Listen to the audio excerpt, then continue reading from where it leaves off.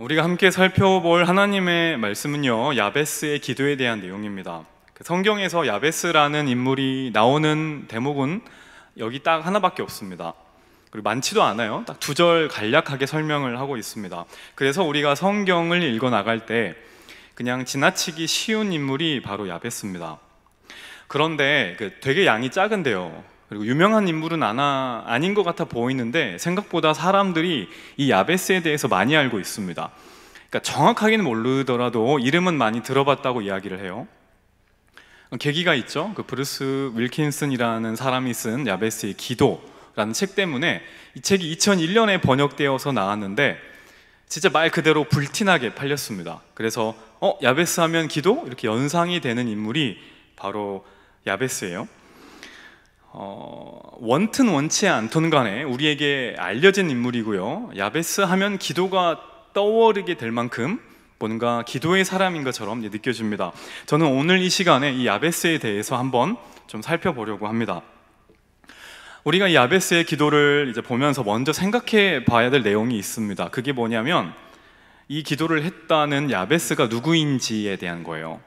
오늘 본문 말씀을 보면은 야베스라는 인물에 대한 설명이 많이 나와 있지 않습니다. 9절 한 절에 야베스에 대한 정보가 전부 다 나와 있어요. 9절에 보시면 야베스는 그의 형제보다 귀중한 자라. 그의 어머니가 이름하여 이르되 야베스라 하였으니 이는 내가 수고로이 낳았다 함이었더라. 자, 우리는 이 한 절에서 2가지의 중요한 정보를 얻을 수가 있습니다. 첫 번째, 야베스는 그의 형제보다 귀한 자였다. 2번째, 어머니가 야베스라는 이름을 지었다. 이 2가지를 알 수 있어요. 이 2가지를 좀 중요하게 볼 건데 먼저 좀 체크해 봐야 될 게 2번째 사실입니다. 2번째 사실이라 하면 어머니가 야베스의 이름을 지었다는 건데요, 어머니가 야베스 이름을 지었다, 요게 약간 이상해야 합니다. 뭐가 이상하냐? 지금이야 엄마가 아기 이름을 짓기도 하고 아빠가 아기 이름을 짓기도 하는데 이 큰 문제가 되지는 않죠. 근데 당시 이스라엘 사회에서는 아이 이름을 아빠가 지었습니다. 그런 가부장 사이 때문에 그런 것 같아요. 그런데 야베스는 따로 설명을 해놨죠. 이름을 누가 지었냐면 엄마가 지었대요. 그리고 보통 부모가 자녀의 이름을 지을 때는요, 그렇게 자라기를 원한다라는 그 바람이 있죠. 예를 들어서 제 이름을 한번 예를 들어보겠습니다. 제 이름이 박기범이에요. 박은 성입니다.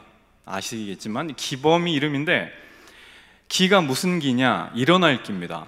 그러면 범은 무슨 범일까? 제가 저희 부서 애들한테 물어봤더니 무슨 호랑이 범 이런 얘기를 하던데 저희 부모님이 그렇게 제 이름을 막 짓지 않았습니다. 무슨 호랑이가 일어난다 이런 이름 뜻이 아니에요. 범은 모범, 법, 규범 이런 뜻입니다. 그러니까 기범이라는 이름은 살아가는 데 있어서 남들에게 모범이 되어라, 약간 이런 되게 아름다운 뜻이 있습니다. 물론 제가 그렇게 살지는 못하지만요. 근데 야베스라는 사람의 이름의 뜻이 뭐냐면은 고난입니다. 고통이에요. 보통 아이 이름을 이렇게 짓지 않습니다. 웬만해서는요. 웬만해서는 안 짓는다 이 말은 웬만을 넘어서는 뭔가 일이 있었다는 거예요. 엄마 입장에서, 야베스의 엄마 입장에서 아들 이름을 이렇게 지을 수밖에 없을 만한 굉장히 큰 아픔과 고통이 있었다는 겁니다. 출산이 힘들었을 수도 있고요, 그리고 야베스에게 아버지가 안 계셨을 확률이 굉장히 높아요. 그래서 엄마가 이름을 지은 겁니다. 다시 말해서 아버지가 일찍 돌아가셨거나 아니면 아버지가 안 계신 상태에서 태어난 거예요. 유복자라고 하죠. 그런데 우리가 야베스에 대해서 알 수 있는 게 한 가지 더 있는데요, 어떻게 하냐면은 오늘 본문의 위치를 통해서도 사실을 몇 가지 알 수 있어요. 오늘 본문 말씀이 역대상이잖아요. 쭉 보시면 알겠지만 역대상 1장부터 9장까지 보다 보면 이스라엘의 지파 이야기가 쭉 나오거든요. 족보들이 쭉 나옵니다. 사람 이름이 하도 많아가지고 다 제대로 읽지도 못해요. 발음도 되게 어렵습니다. 그 중에서 3장과 4장에는 유다 지파의 족보가 기록되어 있어요. 3장에는 왕족의 족보고요, 4장에는 평민들의 족보가 기록되어 있습니다. 야베스는 이 평민들의 족보인 4장에 기록되어 있어요. 자, 그러니까 이 사실을 종합해 보면 야베스는 유다 지파 사람입니다. 그런데 평민이에요. 왕족은 아닙니다. 평범한 가문에서 태어났고 자신의 이름이 왜 그런지는 모르겠지만 태어나선 알았겠죠. 고통과 고난이라는 뭔가 굉장히 힘든 상황 가운데서 태어난 사람이라는 겁니다. 성경은 야베스에 대한 정보를 여기까지만 딱 알려줘요. 더 이상 정보를 주지 않습니다. 자, 그러면 왜 야베스에 대한 정보를 더 자세하게 말하지 않을까? 이유가 있겠죠. 그 이유는 이겁니다. 이 메시지의 초점이 야베스라는 특정 인물에게 있다는 것이 아니라는 거예요. 성경이 야베스에 대해서 이야기를 하려고 했으면 훨씬 더 많이 설명을 했겠죠. 이보다 더 많은 정보를 주었을 겁니다. 그런데 성경은 야베스가 그냥 평범한 유다 지파 사람이고 고통 속에서 불행하게 태어났다 정도까지만 밝히고 있어요. 자, 그런데 이 정도까지의 정보를 들어도 이 역대상을 읽어나갈 유다 백성들은요, 뭔가 가슴에 팍 꽂히는 게 있습니다. 왜 꽂히냐면 지금 이 야베스의 상황이 어떠냐면 오늘 본문을 읽는 유다 백성들의 상황과 너무 비슷하기 때문이에요. 자, 이게 무슨 말인지 조금 더 설명해 보겠습니다. 오늘 말씀은 역대상입니다. 역대상, 역대하를 역대기라고 하죠. 학자 에스라가 썼다고 알려져 있어요. 자, 그러면 이 학자 에스라는요, 누구를 1차 독자로 염두에 두고 이 책을 썼을까요? 유다 백성입니다. 바벨론 포로 생활을 70년 동안 하다가 예루살렘으로 돌아와요. 그런데 예루살렘은 완전히 무너져 있고요, 성전도 무너져 있습니다. 스룹바벨이라는 사람의 지도하에 성전을 다시 짓습니다. 그런데 문제가 뭐냐면 성전을 지어도 이들의 상황이 크게 달라지지가 않는 겁니다. 경제적으로나 정치적으로 변화가 없어요. 분명히 하나님은 약속했어요. 회복시켜 주겠다고. 유다 백성들은 이렇게 생각합니다. 내가 예루살렘으로 돌아가기만 하면, 무너져 있는 이 성전을 회복하기만 하면 다윗 때, 솔로몬 때처럼 부강한 나라가 되겠지라고 생각을 해요. 그런데 이들이 만난 현실은 여전히 어렵습니다. 세계 역사의 중심은 자신들이 아니라 페르시아예요. 그러다 보니 믿음이 흔들린 겁니다. 정체성이 흔들려요. 내가 진짜 하나님의 선택한 백성이 맞나? 하나님이 우리를 위해 일하고 계시나? 이런 의문이 들 수밖에 없죠. 그것에 대한 답으로 주신 것이 역대기입니다. 그래서 족보와 성전에 대한 내용이 그렇게 많이 나와 있는 거예요. 정체성에 대한 거기 때문에. 여기서 잠깐 또 다른 이야기를 한 가지 해보겠습니다. 이스라엘 역사 이야기를 짤막하게 볼게요. 다 아시겠지만 여러분, 이스라엘은요 12지파로 이루어졌어요. 한 나라였습니다. 그런데 솔로몬 왕 이후로 두 개의 나라로 나눠줍니다. 북이스라엘과 남유다로 나눠져요. 북이스라엘은 10개 지파가 있고요, 남유다에는 베냐민과 유다 지파가 있죠. 숫자가 유다 지파가 압도적으로 많아요. 70년 동안 바벨론 포로 생활을 했던 나라는 북이스라엘이 아니라 남유다입니다. 왜냐하면 북이스라엘은 아수르에게 이미 망했거든요. 그러니까 포로 생활을 하고 예루살렘으로 돌아온 사람들, 다시 말해서 역대기가 읽혀지기를 원하는 1차 독자들은 남유다의 백성들입니다. 지파로 이어가면 유다 지파와 베냐민 지파 사람들, 특히 숫자가 많았던 유다 지파 사람들에게 이 역대상, 역대하가 읽혀지기를 하나님은 원하고 계셨습니다. 여기까지 이야기를 듣고 다시 야베스의 이야기로 넘어가면요, 야베스라는 인물이 가지고 있는 의미가 좀 달라질 겁니다. 야베스는 어느 지파 사람이라 그랬나요? 유다 지파입니다. 평민입니다. 그리고 고통 중에 태어납니다. 이 무슨 말이냐면 야베스라는 사람은 당시 역대기를 읽어나갈 1차 독자들의 상황을 대표하는 인물이라는 이야기입니다. 예루살렘으로 귀환한 한 유다 백성들을 상징하는 인물이에요. 왜냐하면 바벨론에서 유다로 돌아간 대부분의 사람들은 유다 지파 사람들입니다. 그리고 대부분 평민들이었습니다. 그리고 대부분 포로로 끌려간 땅에서 고통 가운데 태어난 사람들이기 때문에 그렇습니다.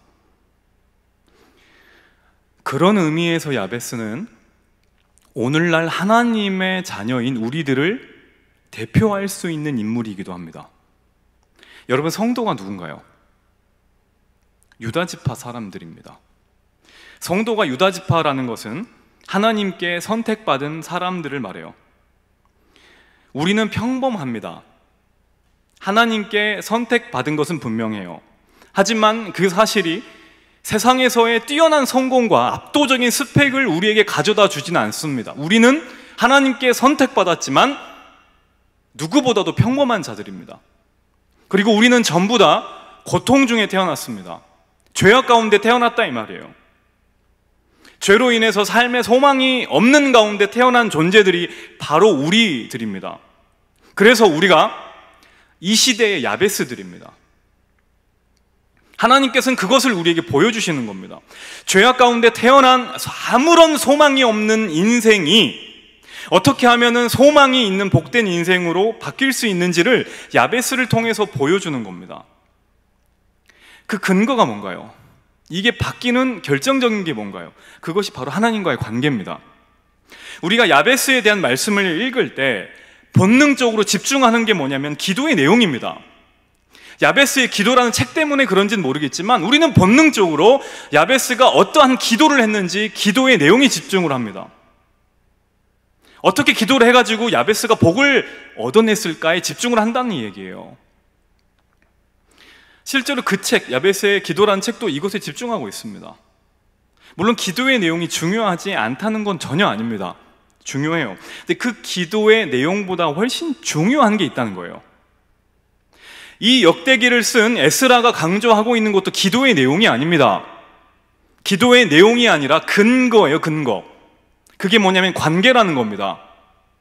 야베스라는 사람은 하나님께 기도하면 응답 받을 수 있는 하나님이 택한 백성이라는 거예요. 그것을 강조하고 있는 겁니다. 여러분, 기도는 기독교의 전유물이 아닙니다. 세상에 있는 모든 종교에는 기도가 있어요. 그러나 이 땅에 있는 모든 사람들이 기도를 한다고 해서 하나님이 응답하는 건 아니에요. 하나님이 누구의 기도에 응답하냐면 당신의 자녀들에게 응답합니다. 저희 집 아들이 가끔씩 저에게 선물을 사달라고 합니다. 그러면 제가 사줍니다. 사주는 이유는 한 가지입니다. 말하는 내용이 설득력이 있어서가 아닙니다. 내용은 두 번째 문제입니다. 이웃집에 사는 고등학생이 있어요. 그 고등학생은 저에게 자기에게 선물을 사줘야 될 이유를 훨씬 더 잘 설명할 수 있을 겁니다. 하지만 저는 그 아이에게, 그 고등학생에게 선물을 주지 않습니다. 아무런 설득력이 없지만 제가 제 아들에게 선물을 주는 이유는 한 가지입니다. 관계 때문입니다.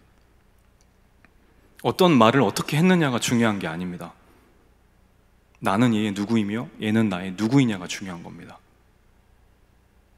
선물을 사주는 부모의 입장에 있어서 가장 중요한 것은 내용이 아닙니다. 어떤 관계이냐 하는 겁니다. 여러분, 하나님께서 왜 야베스가 구하는 것을 허락하셨다고 생각하십니까? 기도가 탁월해서 그랬을까요? 그것이 정말 제일 중요한 이유였을까요? 만일 기도 내용이 정말 그렇게 중요한 거였다면 이렇게 짧게 설명을 안 했을 겁니다. 10절에 나와 있는 기도 내용을 보시면 알겠지만 특별한 게 없어요. 그냥 고통이 있으니까 이거 없애주시고, 환난이 있으니까 이거 없애주시고, 좀 내가 사는 거 넓혀주세요, 이 기도밖에 없습니다. 새로 등록한 하나님을 잘 모르는 새신자들도 얼마든지 하는 기도예요. 사람들이 자꾸 그 기도의 내용을 특별하게 여겨서 그렇지 절대로 특별한 기도가 아니라는 거예요. 기도의 내용은 특별하지 않습니다. 너무나 평범합니다. 사실 야베스의 이 기도보다도 훨씬 더 좋은 기도의 내용은 성경에 너무나 많이 있어요. 기도의 내용이 특별하기 때문에, 기도의 내용이 남다르기 때문에 하나님께서 이 야베스의 기도를 듣고 응답하신 게 아니라는 겁니다. 그러면 하나님께서 야베스가 구한 이것들을 들어주신 가장 중요한 이유가 무엇이냐는 거예요. 그것은 야베스가 유다 지파였다는 사실입니다. 그 말은 그가 하나님이 선택한 백성이었다는 데 있어요. 하나님의 자녀라는 겁니다. 그래서 야베스의 기도는 유다 지파의 족보를 설명하다가 등장합니다. 족보가 더 중요하다는 거예요. 지금 하나님이 기도 이야기를 하다가 야베스의 기도가 되게 좋거든? 그러니까 너희들도 이렇게 기도해 볼래? 라고 야베스의 기도가 끼어든 게 아니라는 거예요. 야베스의 기도는 족보 이야기를 하다가 나오는 겁니다. 다시 말해서 하나님과의 관계를 설명하다가 나온 거예요. 기도의 내용이 탁월한 게 아니라는 겁니다. 지금 하나님께서는 야베스라는 인물을 통해서 유다 사람들에게 이야기하는 겁니다. 너희들이 죄악 가운데 태어나서 우상 숭배를 해서 바벨론에서 끌려가 태어난 거 나도 안다. 너희들이 고통 가운데 있는 거 안다. 대다수 너희들이 평범한 거 안다. 현실이 어려운 거 안다. 그렇지만 이거 기억해라. 너는 내가 택한 백성이다 이겁니다. 그래서 기도해도 된다라는 거예요. 그게 야베스의 기도입니다. 이게 가장 중요한 메시지예요. 여러분, 우리가 삶을 살아갈 때 비슷하지 않습니까? 우리도 야베스 같이 살아요. 하나님께서 선택을 받았어요. 그래서 오늘 이 자리 예배를 드리시겠죠. 한데 삶이 너무나 평범합니다. 평범하다 못해 변화가 없어요. 일상이 지루하게 반복됩니다. 그리고 내 삶의 고통은 끝나지 않아요. 삶이 너무나 힘듭니다. 주님 빨리 왔으면 좋겠다라는 말이 여기까지 올라와요. 근데 고통 가운데 있었던 야베스가 하나님께 기도하고 기도했더니 하나님께서 그의 삶을 변화시켜 주셨더라 라는 겁니다. 삶이 힘들고 어려울 때 진짜 하나님이 살아계시나, 하나님이 내 기도를 들으시나. 오늘 기도하면서 우리는 그런 의심을 하지 않습니까? 진짜 내가 기도하지만 이 기도를 하나님이 들으시는 걸까? 이렇게 형편없이 기도해도 그분이 들으실까라는 의심을 매번 하는 것이 우리이지 않냐 이 말입니다. 하나님이 말씀하는 거에 걱정하지 말라는 겁니다. 나는 너의 기도 내용보다도 내가 너의 하나님인 것이 중요하고 너는 내 자녀인 것이 중요하다는 겁니다. 그러니까 부르짖는 거 멈추지 말라라는 거예요. 다시 본문으로 돌아가서요. 고통 가운데는 야베스가 기도합니다. 하나님께서는 야베스가 구하는 것들을 들어주세요. 야베스가 구한 것이 뭐냐? 10절에 나오죠. 지역을 넓히시고 환난을 벗어나 근심을 없게 해주세요. 자, 여러분 어떻게 생각하십니까? 고통 가운데 태어나서 고통 속에 있었던 야베스가 하나님께 기도했더니 그의 지역이 엄청 넓어졌어요. 삶의 영역이 엄청 넓어집니다. 그리고 일평생 환난에서 벗어납니다.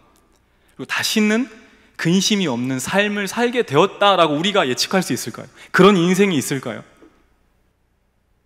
그래서 야베스를 설명할 때 9절에서 귀중한 자라고 설명을 하는 걸까요? 그가 평생 고통을 느끼지 않았기 때문에, 그의 삶에 환난과 근심이 찾아오지 않았기 때문에, 이 기도의 한 번의 기도를 통해서 저는 그렇게 생각하지 않고 그렇게 생각할 수도 없습니다. 그것은 진짜 행복이 아니기 때문에 그래요. 아까 서두에서 야베스의 기도라는 베스트셀러에 대해서 이야기를 드렸죠. 제가 또 다른 베스트셀러 한 권을 소개해 드리겠습니다.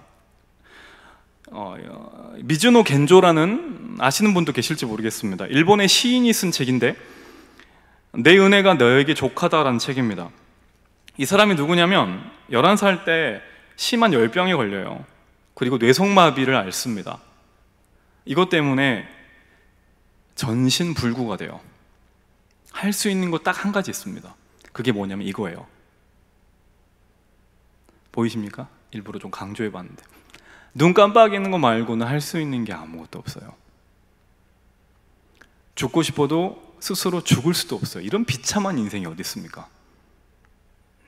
얼마나 답답했을까요?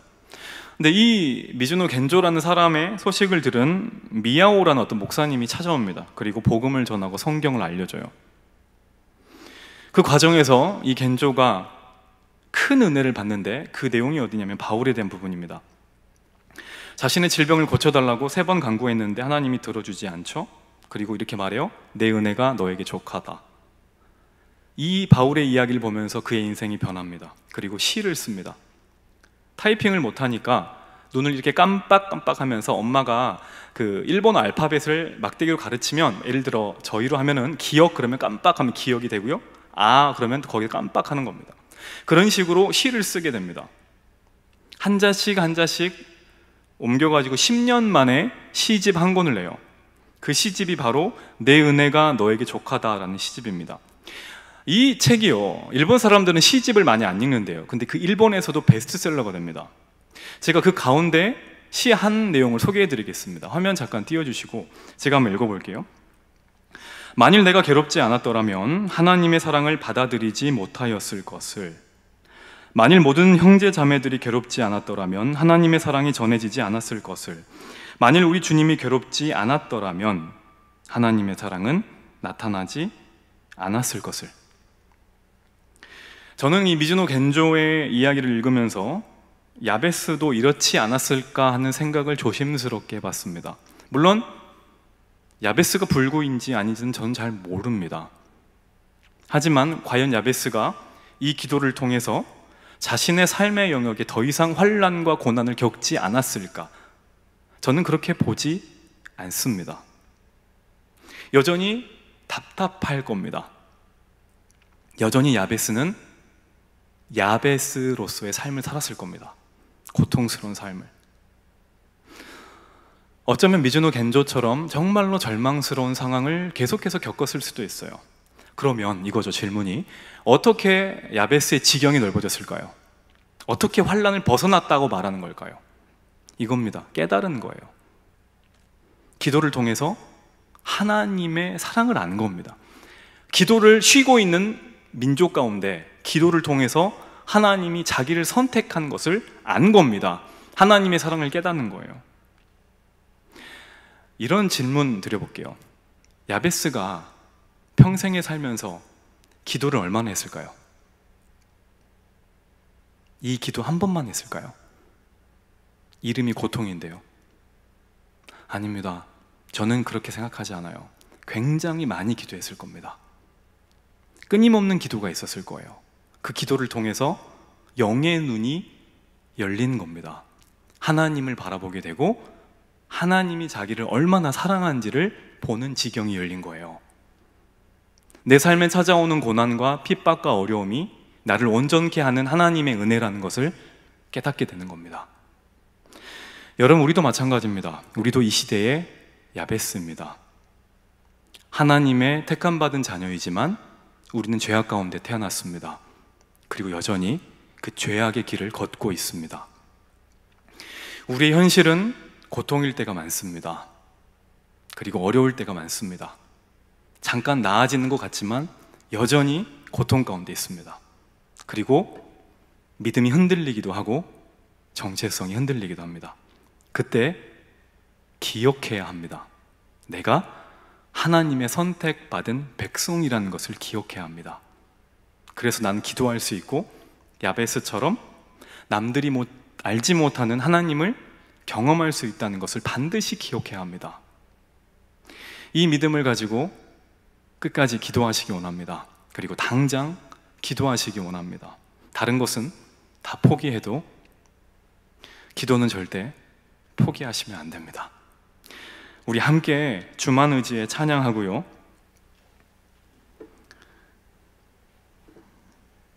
기도하기 원하는데요, 기도하는 우리는 하나님의 자녀입니다. 누가 뭐라 그래도 하나님의 자녀입니다. 우리의 정체성은 세상이 규정하는 게 아니고 내가 만들어내는 것도 아니고 하나님이 우리를 어떻게 부르시냐에 달려 있습니다. 삶이 힘들 때 세상의 다른 소리 듣지 마시고 하나님의 음성을 듣고 그 모든 환경을 이겨나가는 사랑하는 주의 자녀들이 되길 간절히 원합니다. 함께 찬양하겠습니다. 의지했던 모든 것 변해가고 억울한 마음은 커져가네.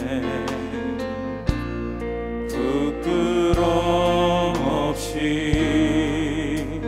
살고 싶은 마음 주님 아시네.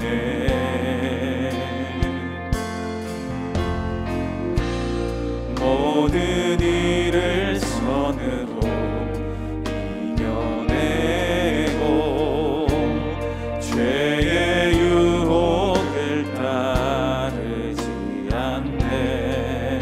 나를 구원하신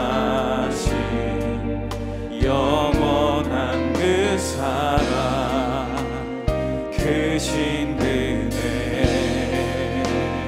날 붙드시네. 주어진 내 삶이 작게만 보여도 선하신 주 나를 이끄신 보내. 중심을 보시는 주님만 따르네. 날 택하신 주만 의지해.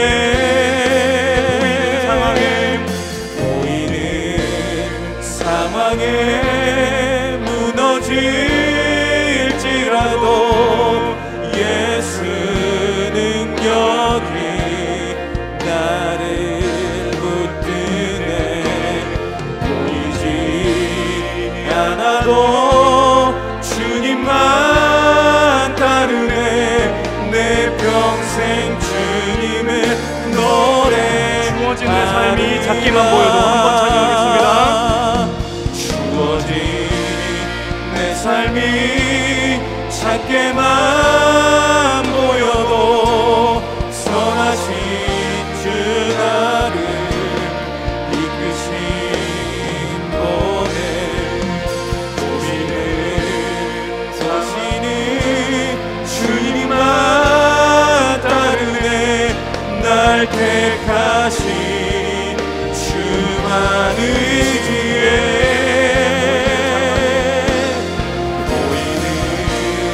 상황에 무너질지라도 예수 능력이 나를 붙드네. 보이지 않아도 주님만 따르네. 내 평생 주님을 노래하리라. 함께 화면을 보시면서 기도하겠습니다. 야베스의 기도가 응답된 것은 그가 하나님이 선택하신 하나님의 백성이었기 때문임을 알고 우리도 자녀됨의 권세로 하나님께 나아가게 하소서. 고난의 때에 하나님을 더욱 알기 원합니다. 우리의 모든 것을 아시는 하나님만 의지하게 하소서. 보이는 상황 때문에 넘어질 때에도 전능하신 하나님이 나를 붙드는 것 믿고 끝까지 우리 주님을 찬양하게 하여 주시옵소서. 우리 다 같이 말씀 생각하시면서 기도하겠습니다. 기도합니다. 하나님 아버지, 우리가 여러 가지 부족함과 삶의 낙심과 좌절과